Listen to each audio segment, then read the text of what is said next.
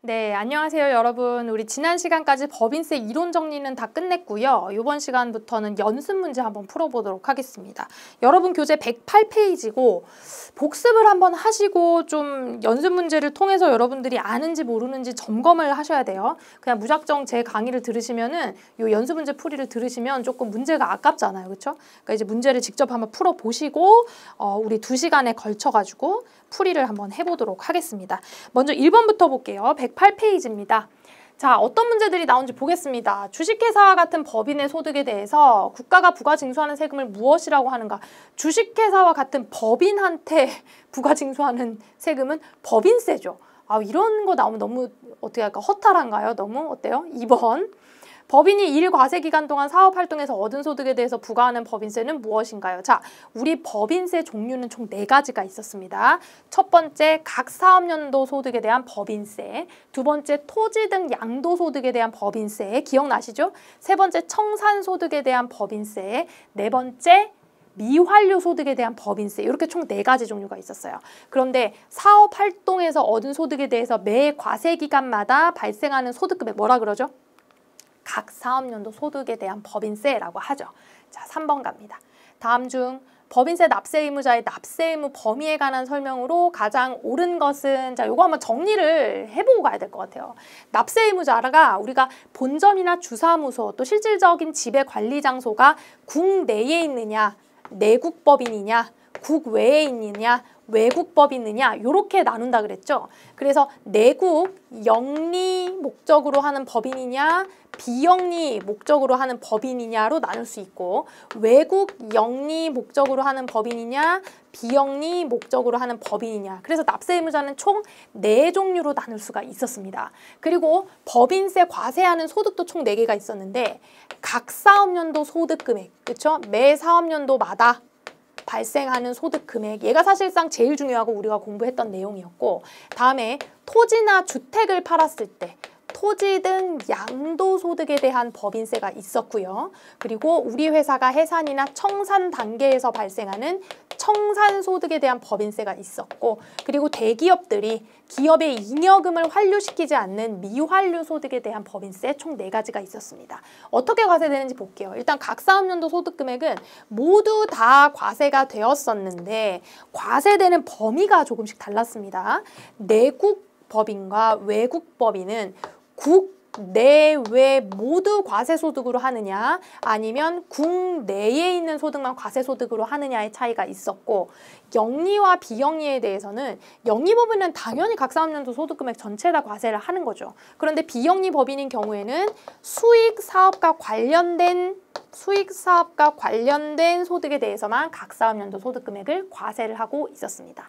자, 토지나 주택을 팔았다. 그러면은 납세 의무자가 누구든지 간에 토지나 주택을 팔았다 그러면 무조건 과세를 하게 되어 있습니다. 맞죠?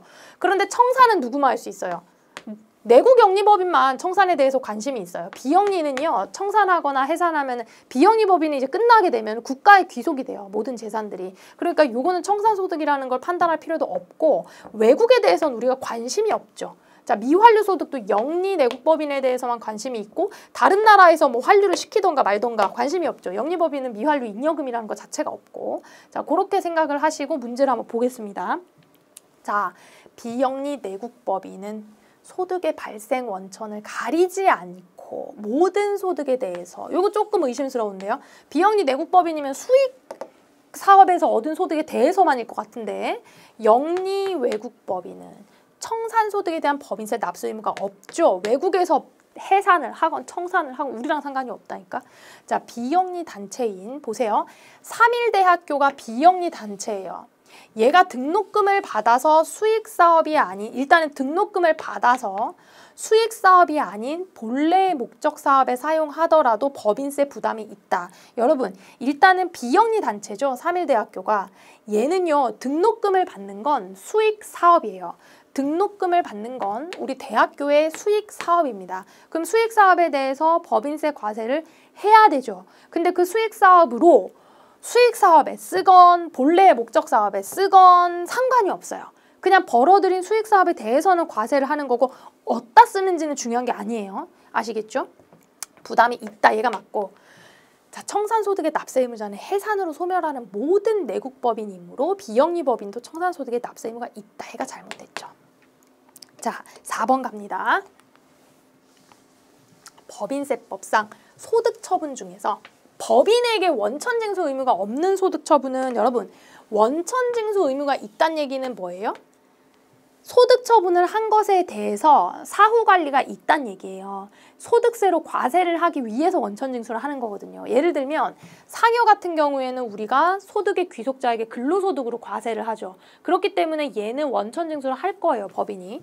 배당소득도 우리가 배당소득으로 소득 귀속자에게 소득세 과세를 하죠. 기타소득도 기타소득으로 소득세 과세를 하죠. 얘네들은 모두 다 소득자에게 과세를 하기 위해서 원천징수라는 절차를 거치게 됩니다.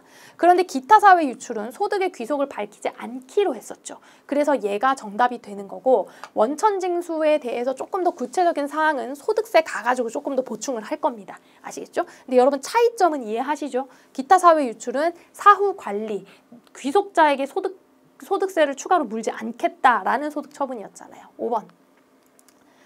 똑같은 문제네. 몇 번이에요? 2번이죠. 그러니까 지금 같은 문제인데 문제가 다른 형태로 나온 거예요. 그러니까 같은 의미예요. 4번, 5번 다 문제 자체가. 6번 가겠습니다. 자, 다음 자료를 이용하여 각 사업연도 소득금액을 계산하면 얼마인가? 뭘 구하래요? 각 사업연도 소득금액을 계산하래요. 그럼 어떻게 해야 돼요? 당기순 이익에서 더할 거 더하고 뺄 거 빼고 송금 산입하니까 차감하는 세무조정이죠. 송금 불산입 가산하는 세무조정이죠. 요렇게 세무조정까지만 반영한 게 각 사업연도 소득금액이었어요. 그쵸? 그래서 여러분들이 가산하는 세무조정과 차감하는 세무조정만 잘 구분을 해주시면 된다. 계산을 한번 해보면 얼마가 나오죠? 8천만 원 나옵니다. 맞죠? 8천만 원 이렇게 나옵니다. 자, 이제 7번 문제 갈게요. 다음 세무조정에 대한 설명 중 가장 올바르지 않은 것은 결산서상 당기순 이익에서 법인세법상 각 사업연도 소득금액을 산출하는 과정을 세무조정이라고 너무 맞는 말인데 잘못된 거 찾으라 그랬죠. 세무조정 사항 중 입금산입, 송금불산입 항목은 당기순이익에 어떻게 한다? 가산한다. 왜? 입금산입, 송금불산입은 가산하는 세무조정이었잖아요. 맞죠? 자, 세무조정 사항은 결산조정 사항과 신고조정 사항으로 구분하고요. 송금불산입이란 기업회계상 비용으로 계상되지 않았으나 손익계산서에서는 0이지만 법인세법상 송금에 해당하는 걸 말한다. 텍스상은 손금에 해당해야 된다. 이런 걸 뭐라 그래야 돼요? 손금 산입해야죠. 손금 불산입이 아니라. 맞죠? 4번이 지금 잘못됐습니다. 8번 가볼게요. 다음 중 결산조정 사항과 신고조정 사항의 차이점을 비교한 내용으로 가장 옳은 것은 요거 완전 중요한 문제고 여러분들이 진짜 이해를 하고 있는지 없는지를 이 문제를 통해서 생각해 보셔야 됩니다. 정확하게 기억하셔야 돼요. 아주 잘 나오고 구분을 잘 하셔야 돼. 자, 신고조정 사항과 결산조정 사항의 가장 큰 특징은 뭐예요? 신고조정 사항은 손익계산서 상에 내가 비용으로 계상을 안 했을 때 텍스상으로 손금에 해당을 하면 송금에 해당이 하면 송금시 비용으로는 빵으로 했는데 텍스상으로는 송금이 10이다. 이랬을 때 손금 산입 10만큼 세무조정을 하는 애들 얘기하죠. 이렇게 세무조정을 하는 걸 신고조정이라 하고 세무조정을 하지 않는 거, 그냥 냅두는 거, 세무조정이 없는 거 요거를 이제 결산조정 사항이라고 해요. 그래서 입금 항목 및 신고조정 사항 외에 송금 항목 요게 지금 두 개가 현금 지출, 이게 지금 두 개가 바뀌었죠? 잘못된 얘기죠? 현금 지출을 수반하지 않는 송금이 결산조정 사항에 해당하는 거예요. 맞죠? 그리고 얘는 이렇게 가야 돼. 그러니까 요거는 이제 사실 엄밀하게 얘기하면 입금 항목이 결산조정 사항 외의 송금 항목이다. 이렇게 하고 요로 들어가야지. 자, 송금 귀속 시기 볼까요? 선택 가능하지 않죠. 강제적으로 세무조정을 해야 돼요. 선택 가능하지 않습니다. 귀속 시기 선택 불가. 얘네 둘도 또 바뀌었죠. 이렇게 두 개가 바뀌었어요. 결산서상 만약에 누라 그랬어요. 세무조정을 무조건 해야지. 세무조정이 얘는 할 수 없고 얘도 지금 두 개가 내용이 바뀐 내용이죠. 자, 리을의 예시를 보면요. 신고조정 사항에 조세특례 제한법상 준비금이 있고 결산조정 사항에 퇴직급여 충당금이 있죠. 요게 이제 예시가 잘 들어간 걸로 보시면 돼요. 여러분들이 조금 디테일해도 예시까지도 같이 기억을 해주시는 게 좋은데 여러분 이제 결산조정 사항에 포함되어 있는 게 퇴직급여 충당금하고 또 뭐가 있었어요? 감가상각비도 있었죠. 감가상각비도 있었고 법인세법상 준비금이 있었어요. 법인세법상 준비금. 그러니까 이제 신고조정 사항은 조특법상 준비금이다. 뭔가 좀 특별하게 강제적으로 한다. 이런 느낌으로 생각을 하세요. 신고조정 사항, 조특법상 특별하게 강제적으로 한다. 그래서 얘가 이제 사례로 들어가는 거고, 결산조정 사항은 현금 지출이 수반되지 않는 퇴충이라던가 감가라던가, 그죠? 대손충당금도 포함돼 있었고, 법인세법상 준비금은 여기 들어가 있다. 이렇게 해서 구분을 같이 하셔야 됩니다. 그래서 정답은 지금 몇 번으로 될까요? 리을이 맞는 거지. 지금 맞는 거 찾으라 그랬죠? 리을이 맞는 겁니다. 이렇게 찾으시면 돼요. 요거는 중요한 문제고 정리가 아주 잘 돼 있으셔야 된다. 요 문제로 정리를 딱 잘 하시면 좋겠어요. 자, 9번. 법인세법상 세무조정사항은 결산조정사항과 신고조정사항으로 구분할 수 있는데, 다음 중에서 결산조정사항이 아닌 것은 지금 방금 제가 말씀드린 건데, 조특법상 준비금은 신고조정사항이라 그랬죠. 특별하게 강제적으로 신고조정사항이다. 조특법상. 그렇게 기억하시고요. 10번. 다음 중 법인세법상 소득처분에 대한 설명으로 가장 올바르지 않은 것은, 소득처분 한번 볼까요? 어떻게 나누는지. 자, 소득처분의 종류 보겠습니다. 일단은 우리가 세무조정 사항이 발생을 하면 각각의 세무조정의 귀속자를 찾는 일을 해야 돼요. 그걸 우리가 소득처분이라고 합니다. 그런데 세무조정의 결과가 사외로 유출된 경우가 있고요. 세무조정을 한 게 보니까 돈이 외부로 나갔어. 사외로 유출된 소득처분이 있고, 사내에 남아있는, 사내에 유보되는 세무조정이 있단 말이에요. 요걸 이제 소득처분 어떻게 할 거냐. 사회로 유출된 거는 첫 번째, 대표자나 임직원들에게 하는 것들이 상여죠. 대표자나 임직원 등에게 귀속이 되는 거. 그리고 우리 회사 주주에게 귀속이 되는 게 배당이었고요.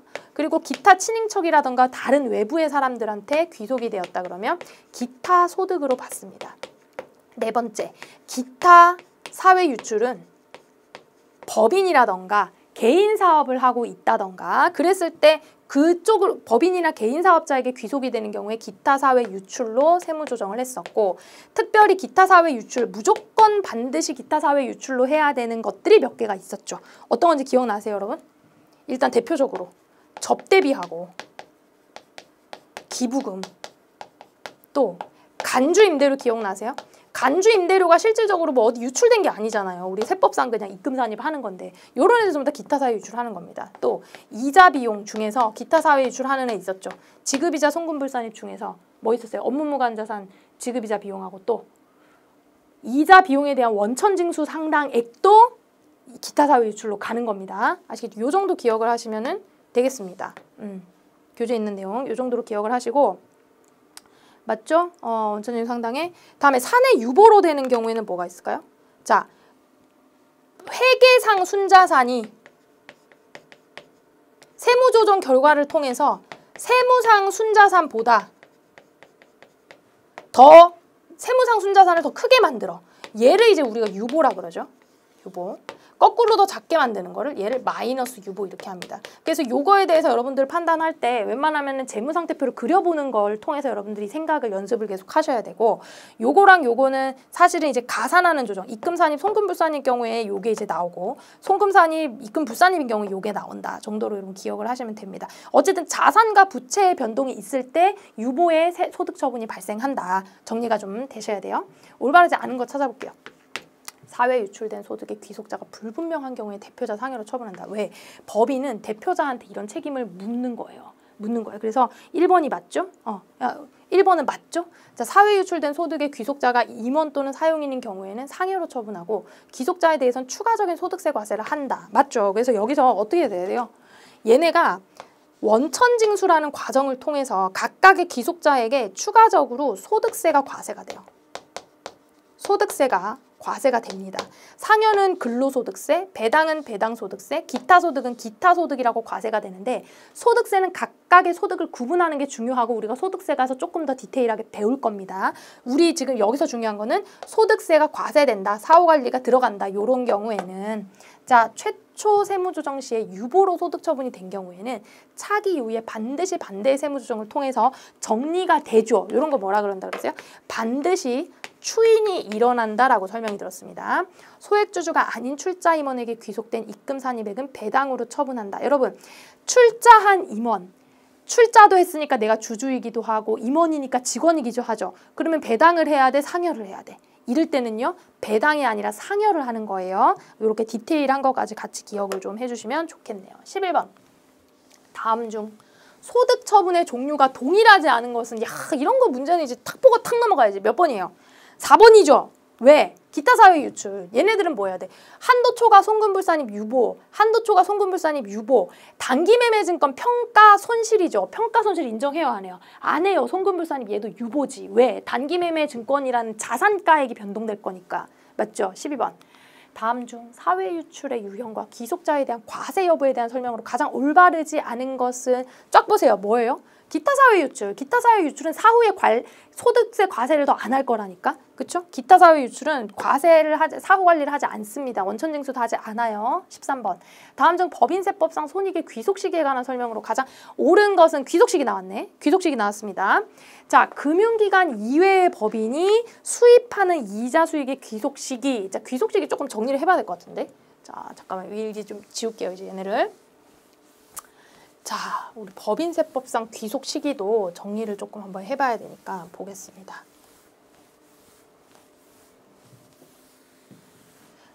자, 일단은 회계상 발생주의가 원칙이죠. 발생주의. 그리고 세법상은 대원칙이 뭐였어요? 권리, 의무, 확정주의. 요런 용어를 이제 구분을 해가지고 둘이 어떻게 다르냐를 비교해갖고 제가 한번 설명을 드렸었죠. 일단은 그냥 물건을 그냥 판매하는 겁니다. 일반적으로. 판매를 하는 거는 인도일이에요. 그리고 부동산 같은 경우에 인도를 할 수 없잖아요. 그러니까는 뭐 잔금 청산일, 소유권 이전일, 사용 수익일, 그리고 인도일 중에서 빠른 날 그렇게 이제 확인을 했었죠. 두 번째 장기 판매가 있었죠. 장기 할부 판매가 있었어요. 장기 할부 판매는 여러분 1년 이상 분할해갖고 주는 건데 중요한 건 인도를 먼저 하는 거야. 예를 들면 우리 핸드폰 같은 걸 샀어요. 인도해 갔죠? 내가 24개월 갚아나가는 거잖아요. 그런 게 장기 할부 판매야. 그러니까 인도는 일단 한 겁니다. 요것도 그래서 인도일이 원칙이에요. 인도일이 원칙인데 만약에 회사에서 회수 기준으로 했죠? 회수 기준으로 했다 그러면은 세법도 오케이 인정입니다. 회수 기준을 그냥 네가 회수 기준으로 했니? 그러면 회수 기준 인정해줄게 요런 입장이에요. 아시겠죠? 근데 특별히 뭐라 그랬어요? 중소기업한테 혜택을 주기 위해서 중소기업한테는 특별히 회수 기준으로 하지 않고 인도일로 하더라도 신고 조정이 가능하도록 특별히 주는 겁니다. 특별히 혜택을 주는 거예요. 세 번째 뭐가 있었지? 용역 기억나세요? 용역, 건설 같은 애들. 용역의 제공이다. 그러면 회계든 세법이든 무조건 진행 기준이에요. 얘는 진행률대로 가는 게 원칙입니다.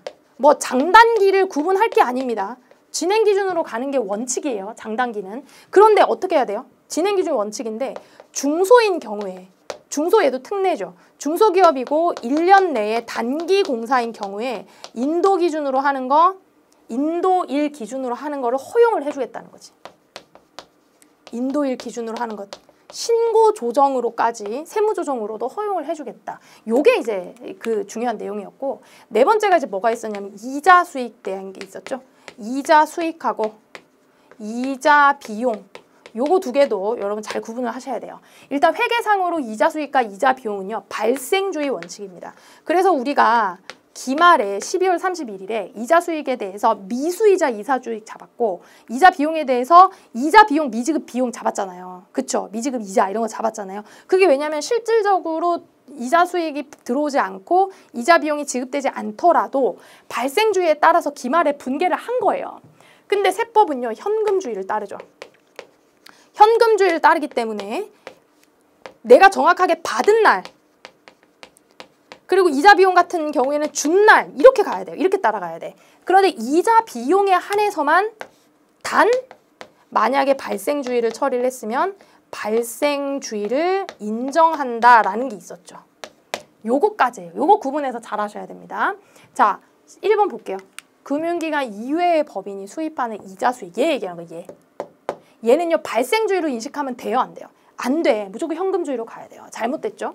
자, 계약 등에 의해서 임대료 지급일이 정하여진 경우에는 임대소득의 귀속 시기, 실제로 받은 날. 임대료도 여러분 이렇게 그냥 간단하게 생각을 해보세요. 임대료도 회계상으로는 발생주의 가겠죠? 왜냐하면 임대 기간이 기니까. 세법상으로도 임대료는요. 계약이 있으면 계약에 따라가요. 계약에 따라가요. 근데 계약이 없다? 그럼 이제 얘가 현금주의 이렇게 가는 거예요. 받은 날 이렇게. 됐죠? 자, 그렇게 정리를 하시면 되고 지급일이 정하여진 경우니까 실제 받은 날이 아니라 받기로 한 날을 가야지. 받기로 한 날 이렇게 봐야 돼요. 그래서 잘못됐고 용역 제공 기간이 1년 이상인 장기 용역 손익의 귀속 시기 목적물의 인도일 가면 안 돼요. 용역은 무조건 진행 기준이라 그랬어요. 자, 상품 제품 판매 손익의 귀속 시기 인도일 그냥 4번이 맞는 얘기지. 맞죠? 4번이 너무 맞는 얘기죠. 뭐 토달 게 없죠. 문제가 너무 간단한 거에 비해서 앞에 설명이 너무 길었는데 그렇죠? 14번 갑니다. 자, 법인세법상 세무조정이 불필요한 것은 볼게요. 주식회사 관학은 종업원을 위하여 직장체육비 500만 원을 지출하고 비용으로 계상하였다. 직장체육비 비용으로 계상한 거 복리후생비인데 괜찮지 않아요? 마포는 채권자가 불분명한 사채이자 100만 원을 비용으로 계상하였다. 자, 불분명한 사채이자 손금불산입하고 누구한테? 대표이사한테 상여처분한다 그랬죠? 자, 용사는 특별한 사유 없이 대표이사에게 회사정관에서 기재된 상여금 지급 기준보다 500만 원 더 줬대. 누구한테 줬대요? 대표이사한테 상여금을 초과해서 줬어. 손금불산입하고 대표자가 상여 그냥 가져갔네? 소득처분하는 거죠. 서초는 유상증자를 통해서 액면가액 5천 원인 주식을 10,000원에 발행했고요. 발행한 차액 5천 원을 뭘로 계상했대요? 수익으로 계상했대요. 자, 이거 지금 진짜 몇 번 말씀드렸는데 제가 강의를 하면서도 중요하다고 이제 몇 번 말씀드렸는데 여러분 회계 처리를 뭘로 했느냐가 중요합니다. 맞죠? 지금 4번에 분계는 어떻게 돼야 되냐면 유상증자를 했으니까 현금이 얼마가 들어왔냐면 10,000원에 들어왔어요. 근데 자본금이 액면가가 5천 원인 거예요.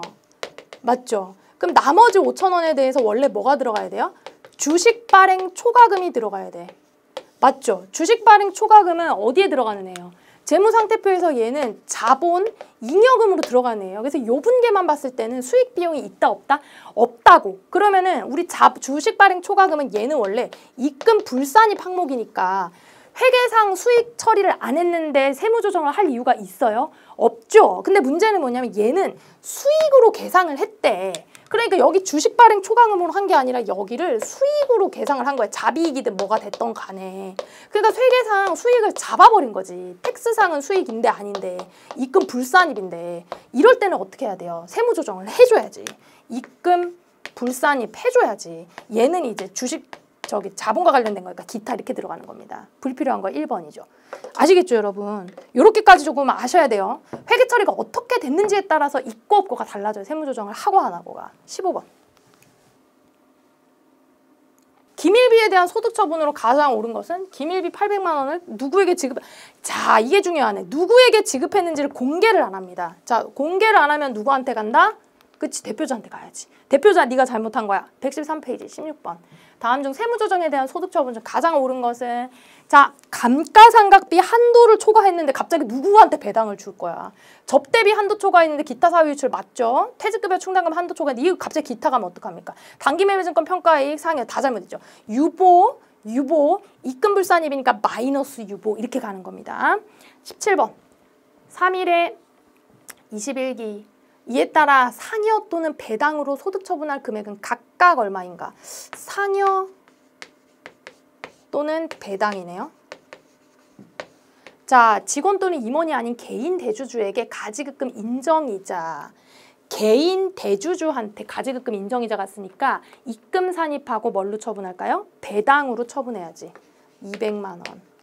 3일의 상여금 지급 규정을 초과해서 임원에게 지급된 상여금 임원한테 500만 원 상여 처분해야죠. 전부 다 입금 산입, 송금 불산입이죠. 3일의 특수관계인에 해당하는 법인에게 일반적인 판매 가격보다 낮은 가격에 판매한 금액. 자, 특수관계인에게 저가로 양도했습니다.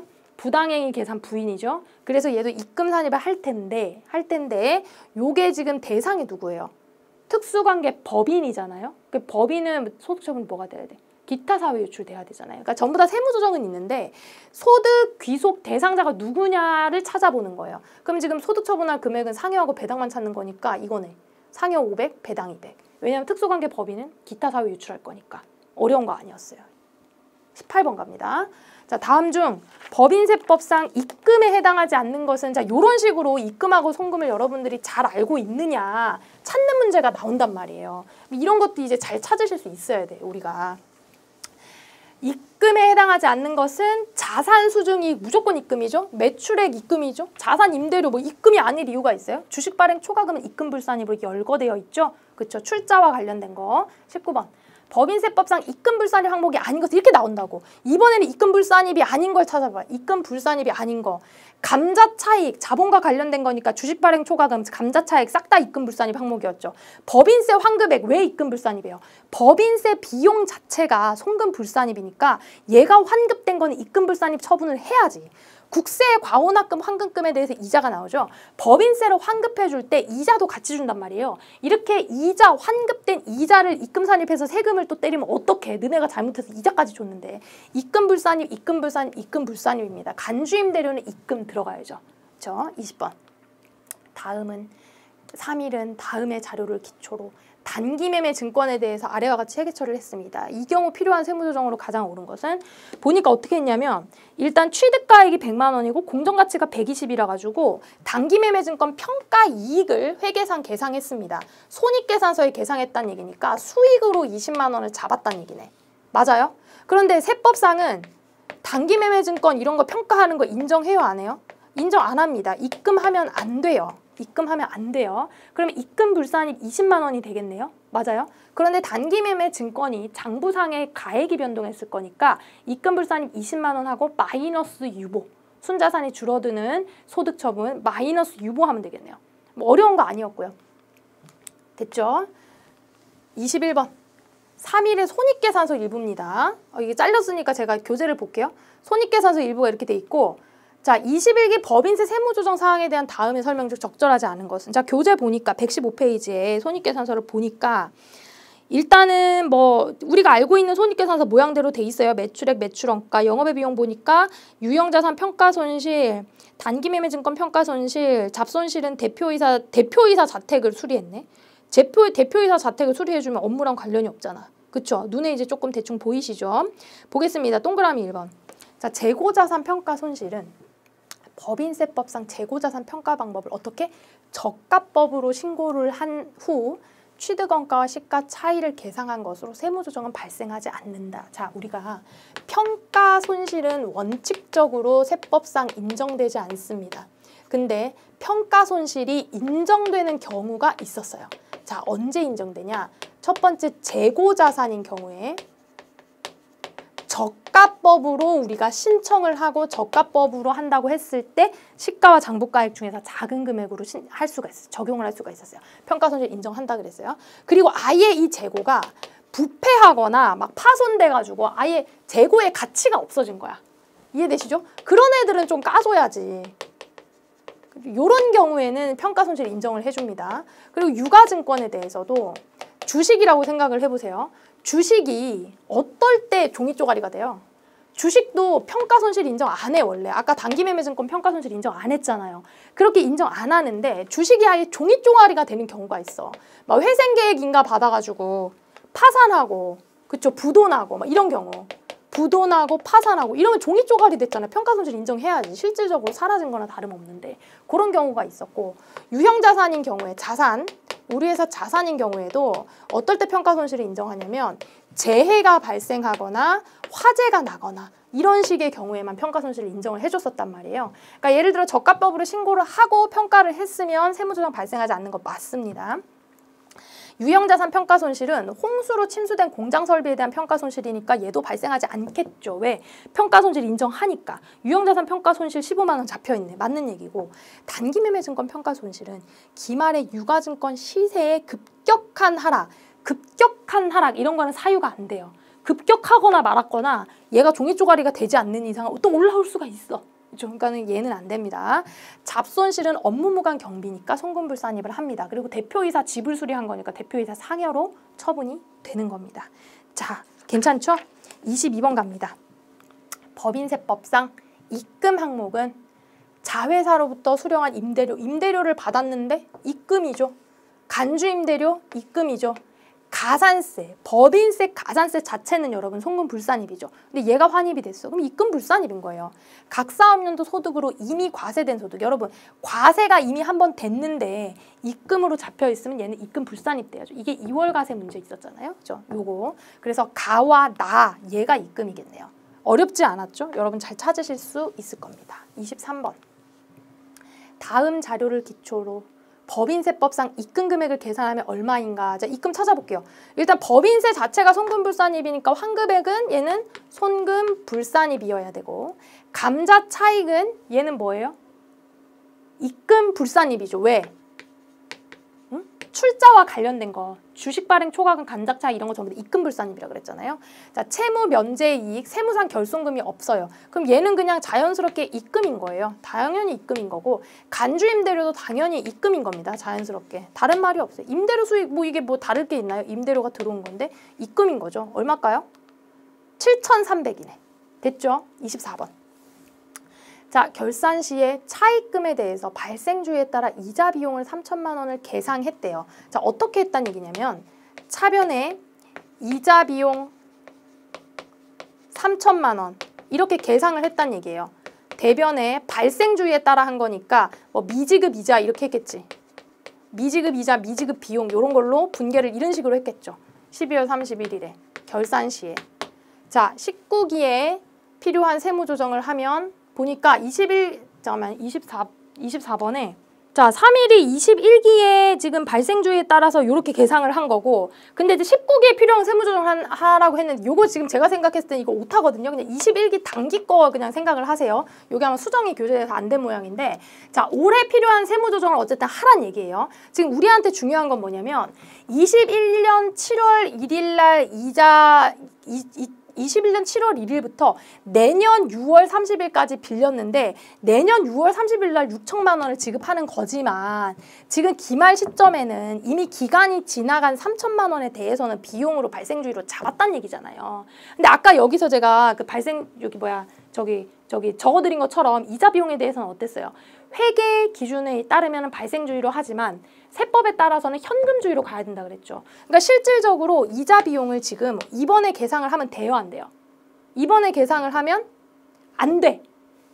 자, 손익계산서상 회계 기준으로는 발생주의를 인정하는데 텍스상으로는 현금주의를 인정을 해요. 그러니까 돈이 나가면은 송금으로 잡겠다 이겁니다. 그런데 아까 뭐라고 그랬어요? 이자 비용의 경우에는 단 발생주의로 분계를 했다 그러면은 인정하겠다라는 단서 조항이 있었죠. 그럼 무슨 얘기예요? 자, 네가 이렇게 발생주의 분계를 했니? 사실 세법상은 현금주의이긴 한데 네가 발생주의 했으니까 인정할게. 그런 얘기예요. 그래서 얘는 세무조정이 없습니다.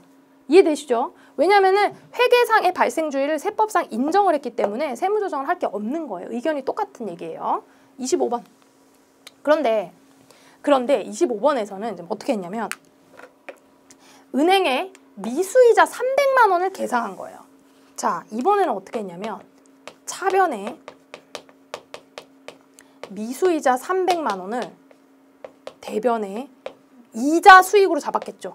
이자 수익으로 수익을 잡은 거예요. 수익을.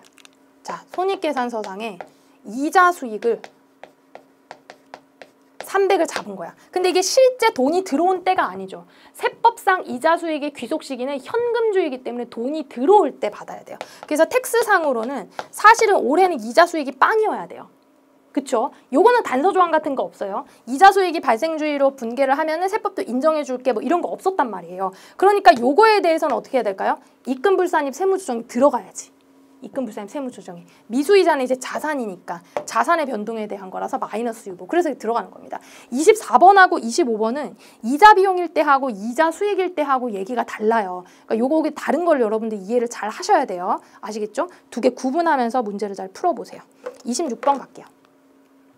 자, 다음 자료는 제조업을 영위하는 3일의 재무제표 일부입니다. 올바른 세무 조정은 자, 요런 거 포인트니까 잘 보세요. 재고자산 평가 방법을 신고하지 않았대. 그러면 저가법 뭐 이런 거 신고 안 했다는 얘기죠. 그리고 나서 이제 재무상태표가 나와 있고요. 그리고 손익계산서 보니까 매출원가, 재고자산 평가 손실, 그리고 지분법 손실, 당기순이익, 매출 이렇게 돼 있습니다. 여기서 여러분 딱 눈에 거슬리는 게 뭐예요? 딱 거슬리는 거. 일단 우리가 재고자산에 대해서 평가 방법을 선택을 안 했는데 평가 손실이 1,000만 원 있네? 이런 거에 대해서 손금으로 인정해요, 안 해요? 손금 불산입 인정 안 합니다. 그리고 재고와 관련된 문제니까 얘는 유보로 세무 조정을 하면 되겠죠. 그리고 지분법 손실이라는 거는 여러분이 지금 회계 원리에서 이 지분법까지 이제 다뤘는지는 제가 잘 모르겠는데 얘는 그냥 주식이라고 보시면 돼요. 주식, 그러니까 단기 매매 증권이 됐건 매도 가능 증권이 됐건 우리 회계 원리 배울 때 그런 식의 일정 유가 증권이라고 생각을 하시고 내가 가지고 있는 자회사에 우리가 30% 이상 지배를 하고 있으면 지분법 손실을 인식을 해야 돼요. 간단하게 얘기해서 그냥 주식의 평가 손실입니다. 지분법을 적용한 주식의 평가 손실. 그러면은 평가 손실 인정한다 했어, 안 한다 했어? 안 해. 그러니까 얘도 손금불산입 유보가 들어가야 되는 거예요, 사실. 아시겠죠? 그래서 요거 두 개에 대해서 세무조정이 일어나야 된다. 어떻게 일어나는지 봅시다. 자, 재고자산 평가 손실하고 지분법 손실 두 개 다 어떻게 해야 돼요? 그치, 유보로 세무조정이 일어나면 되죠. 2번입니다. 괜찮죠? 자, 요거는 그렇다라고 한번 넘어가 보세요. 지분법 손실도 주식평가 손실 관련된 거구나. 27번.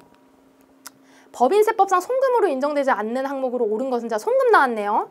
직원에게 지급한 퇴직금 송금이네. 현물접 대비 관련 부가가치세, 매입세, 광고선접비. 자, 일단 이거 손금이고 얘도 손금인 거 맞아요. 현물접 대비 관련해서 부가가치세, 매입세액은 뭘까 이게 도대체.